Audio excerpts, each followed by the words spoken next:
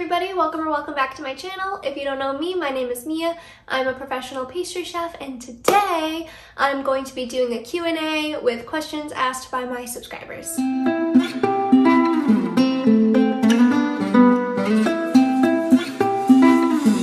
So about a week ago, I posted on YouTube and asked you guys for any questions you may have that I have yet to answer in any of my videos, and I got a handful of really good questions. I'm not going to answer them all because I tend to talk a lot and I'm trying to keep this video pretty short, but I did pick out some of my favorite ones and some that I think had really interesting answers. So hopefully I am covering all of the bases and you guys really enjoyed this video. So yeah, let's just get started. Oh goodness, speaking of work, my work group chat is blowing up right now. Let me check that. I don't want to mispronounce anybody's name, so I'm just gonna put a screenshot of the question right on the screen so that way you can see who asked it, but I don't want to mispronounce anything, so I'm not gonna actually say any names out loud. Also, a lot of these same people asked me multiple questions, so I do have a lot of questions from the same few people, so shout out to all of you guys who asked me questions. I really appreciate it. And if you want to be featured in the next Q&A video, make sure you keep an eye out for when I post on YouTube, and you can just ask me questions in the comment section of my next post. So the first question is, what is one dessert that I just don't get tired of making? And this is gonna sound pretty silly, but I honestly love making chocolate chip cookies. It's like the first thing that you learn in culinary school. Literally first day, first thing you learn is chocolate chip cookies. And I think that's why I love it, is because I've known how to make these pretty much my whole life. So at this point, it's not really like seeing if I can do it, it's seeing how perfect I can get them. So I love just adjusting little things each and every time and seeing how perfect I can get them, or how consistent, or you know, how can I make them as close to like a Pepperidge Farm, like perfect from the package cookie as I can? How can I make them, you know, the most unbelievable tasting cookies you've ever had? Things like that. So I really like making chocolate chip cookies because I feel like there's just always room for improvement. And since I'm so comfortable with them, I'm really comfortable with changing things to see how I can get the perfect chocolate chip cookie recipe. And I do make those like at least once a week at work. We eat them all the time. So I'm constantly making chocolate chip cookies and I really have fun with it pretty much every single time. And the next question from the same person is, what is the hardest dessert / recipe you've had to make? And I'm gonna be honest with you, and if anybody has a recipe for this that you swear by, please send it to me so I can try. I can't make nougat for the life of me. There's something about it. You have to make it so perfectly. It has to be at the perfect temperature. It gets so thick in the mixer when it's whipping up that a lot of times the mixer starts to die because it has to be in there for so long and it's so thick.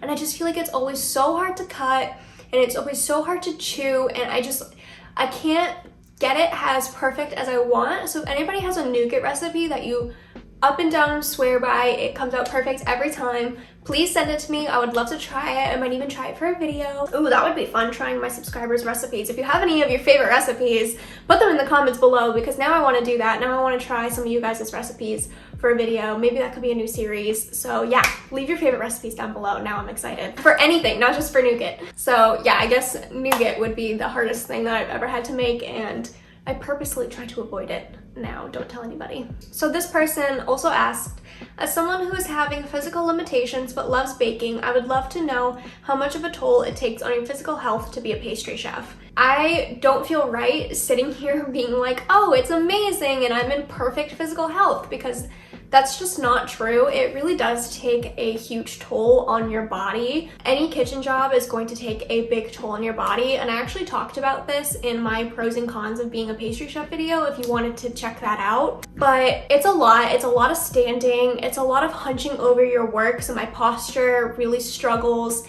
Even in my day-to-day life, I have to, you know, remind myself to sit up straight. If you see me in any video randomly straighten up, it's because it's like a constant voice in the back of my head like, don't slouch, because I bend over my work a lot. It's a lot on your knees because you're standing all day. It's a lot on your feet, especially if you have the habit of leaning forward, so you're like resting your hips or your stomach on the countertop. I know a lot of people do that, and I did that for a really long time until I noticed and have now trained myself to stop most of the time.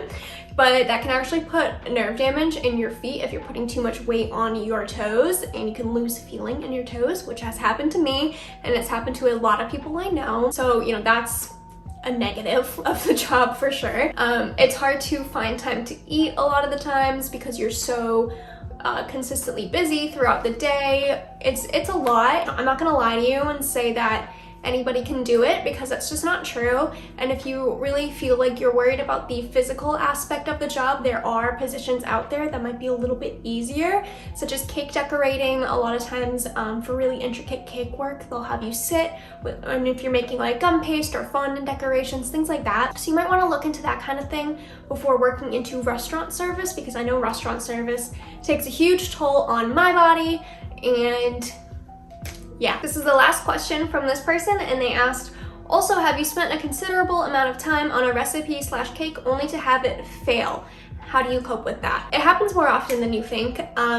Even when I was filming my from scratch video for brownies, I had to film that video twice because the first time I filmed it, I didn't realize, but I didn't write cocoa powder down when I was writing down the recipe. So I didn't measure cocoa powder out, and my brownies were very cakey. They weren't fudgy at all. I didn't have the crispy, the flaky top that I really love in brownies. It didn't have any of that. It looked more like a chocolate cake, and I was super disappointed in it, and I was like, what did I do wrong? And I had to go back and check my actual notebook, and I realized that I didn't write down cocoa powder. I just skipped right over it when I was writing down the recipe.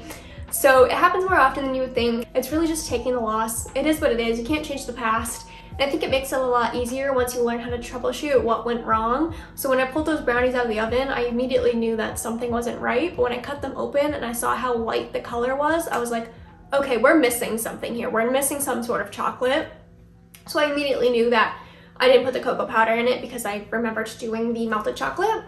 So once you learn how to troubleshoot, it becomes a lot easier to cope with messing something up because you know what you did wrong and you know how to fix it. And it also kind of makes it like a game, I guess. Like, what did I do wrong? How can I go back and fix it? Did I misscale something? Whatever. It's kind of like a mystery. I think thinking of it more as a positive, like what can I do better next time, instead of thinking it as a negative, like, oh, where did I go wrong? How did I mess this up so badly? That also helps. So I'm a pretty positive person when it comes to messing things up, because nobody's perfect. I mess stuff up all the time. We all mess stuff up. It's just life. You're never gonna be perfect 100% of the time. And I think once you accept that, it makes messing things up a lot easier. So the next person asked, what is my dream city or restaurant to work in? And I don't really have a dream restaurant to work in because I'm very open to pretty much anything. There are so many restaurants out there that it's hard to, you know, beeline for just one, because there are millions of amazing restaurants. So I don't really have a dream restaurant to work in.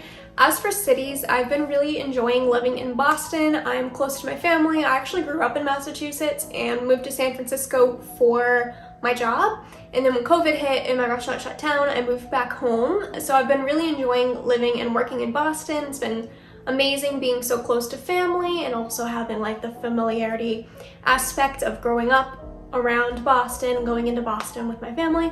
So I've been really loving it here. I don't think I'm gonna be moving anytime soon, but if I had to pick another place to move to work, it would probably be LA. I love LA. I know a lot of people have mixed opinions about LA, but I have been there and I loved it. I loved the weather. I loved just kind of like everybody was pretty much doing their own thing. Nobody was really bothering anybody. And I kind of just loved that whole like aspect of it. I did visit LA with a friend, so I think if I went there by myself, it would probably be a lot different. But yeah, I don't know. I really did love LA, and I think it would be a lot of fun to live there for even just a year. Probably wouldn't be a long-term thing, but I think living near my family right now is more important to me. So two people actually asked me this question, and it was, if I hadn't become a pastry chef, what profession would I be in? And I think I would still be in something creative. I really love interior decorating. Pinterest is my favorite social media app. I'm on Pinterest constantly, and it's not for recipes, believe it or not. It is for interior decorating. I'm like constantly looking at pictures of apartments and houses on there and just saving like hundreds and hundreds of pins of people's home decor because I think it is so fun. So this is my bedroom that I worked very hard on, and honestly it is nowhere near done. My apartment is so far from being fully decorated, but it's so fun to me to like hunt out pieces and do that kind of thing. So I think definitely something creative like that, maybe even closer to art. I did look into going to art school instead of culinary school for a little bit because I was kind of second guessing myself my senior year of high school because I had wanted to be a chef my whole life. I hadn't really considered any other options. So I did look into art school, so definitely something creative, or it would be something with animals. My mom used to volunteer for New England Lab Rescue, which is where we got both of my dogs, and I have a rescue cat. So I think something with rescuing animals would probably be right up there in things that I would be doing. I love animals and I love rescuing animals. I'm super passionate about it. So yeah. So the next question is, who and what was my inspiration to become a pastry chef? And like I've said in the past, I wanted to be a chef since I was about 5 years old, so I didn't really have a specific inspiration. It was more so kind of just me cooking and baking with my family. I loved Rachel Ray though, so I think that was probably the first person that I saw and I was like, I want to be like her one day. As of now, I really love Christina Tozzi. I highly recommend her episode of Chef's Table. It's in season 4. I think it's either episode 1 or 2, but it's a phenomenal episode. She was my graduation speaker when I graduated at the CIA, and I met her and she was just so lovely and so kind. She signed my book and I've tried some of her recipes and they're all phenomenal, and I just really love her. She's very down to earth all the way from her personality to her food. She really focuses on nostalgia and making people feel comforted, and I love that about her. So definitely Christina Tozzi. I love Grant Achatz for his creativity. He also has a phenomenal episode of Chef's Table. In my opinion, it's the best episode of Chef's Table, and his work at Alinea is actually what they show on the title screen for the intro for Chef's Table. I highly recommend his episode as well, but I think his creativity plays a lot into my plate of desserts. I'm always trying to do something new and different, and I try not to repeat platings or anything like that because I always try to be as innovative as possible. So definitely Grant Achatz and Christina Tozzi for chefs that I look up to right now. Grant Achatz isn't a pastry chef though, he's just a regular savory chef, but he's so amazing that it doesn't even matter. And last but not least, the last question of the day is, where do you see yourself in the next 5 years and what are your goals currently? I'm gonna be honest, I don't see myself being anywhere near where I am now in 5 years. I have a lot of really big goals for myself and I'm really excited to get started on them, and I'm definitely like a head first kind of person. Like if I have a goal, I want it done immediately. It's not so much like a long-term thing. It's like, how can I start this now? So in 5 years, I would love to be doing YouTube full-time and starting to look at some more projects that I am branching off of with my YouTube. I would love to write cookbooks and have those sold in stores. I would love to have my own cookware and bakeware line. I have like a whole idea concept for a bakeware line that I'm like super excited about and hasn't been done before. So really excited to be able to do that one day. I used to want to own my own business storefront, but now I think I want to go more into like the product side of things, kind of like the behind the scenes. So I'm excited to start that journey, and I think one day, probably not within the next 5 years because that would be a long shot. One day I want to host my own actual cooking show. Oh, I didn't mention this in the last question, but I do also look up to Joanna Gaines a lot in the aspect that she does literally everything that I want to do. She writes cookbooks, she has her own TV show, she has product lines. She is phenomenal and is amazing and does everything. So I look up to her a lot for like the business aspects of things as well. So I guess in the next 5 years, I would love to be maybe the next Joanna Gaines, somebody like that. Alright guys, that is it for today's video. Thank you so much for watching. Make sure to leave a comment down below with any other questions you may have, and I will definitely check those out and try to answer as many as possible. Also, don't forget to leave your favorite recipes so that way I can try them out. I would love to do that. I'm super excited about that idea. So yeah, that's it for today guys. Thank you so much again for watching. Don't forget to like and subscribe, and I will see you next Friday. Bye guys.